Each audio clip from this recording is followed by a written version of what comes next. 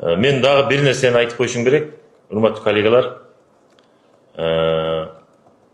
Биздин иш башкармалыктын, ведомстволук уюмдардын мына толугу менен 2025-жылдын 6 айдын жыйынтыгы менен 6 миллиард 200 миллион сом киреше тапты да.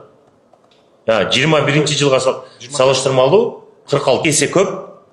Азыр пансионаттардын бүт показательдери жайкы убакта азыр көрүнөт. Биздики 6 айдын ичине кирбей калды. Ошондо азыр мына чыгат азыр. Октябрга чейинки менен да 3 ай кошулса. Ошон үчүн жылдын аягында Кудайым буйруса биз ойлогондон дагы бир 2 миллиардка ашыгыраак киреше менен чыгышыбыз керек. Только мындан ары астыга кете берет. Бизден ким дагы адамдар келет да. Биз вечно иштебейбиз.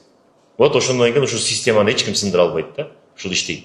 Сиздер дагы бардыңар таза мамлекетке кызмат кылып, уктабастан, ушак айтпастан көбүрөөк иш аткарышыңар керек. Эң биринчи маселебиз бул коррупцияга аралашпастан мамлекетке таза кызмат кылуу. Президентибизге рахмат, ушунчалык бизге чынын айтыш керек. Ар бир жактан бизди колдоп келет.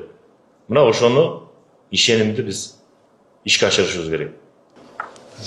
Таня Турбекович, сиз туура айттыңыз. Азыркы учурда биздерге кирешелер абдан көбөйүп атат. Мына 6 айдын ичинде планды 107% аткарды. Бияктан айтып кетсек, бюджетный организациялар 100% аткарды.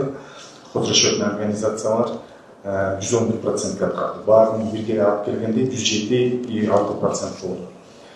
План 5 миллиард 763,4 коюлса, аткарылышы 6 миллиард 200 болду.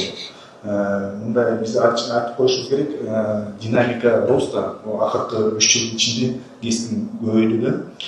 Биринчи эле жылы сиз толук кандуу жумушка киргенде 23-жылы рост 1 миллиард 2 миллиард болду.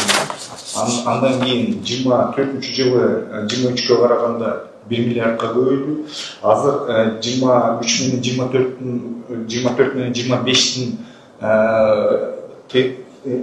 результаттарын карасак 3 миллиардка көбөйдү бир эле жылдын ичинде.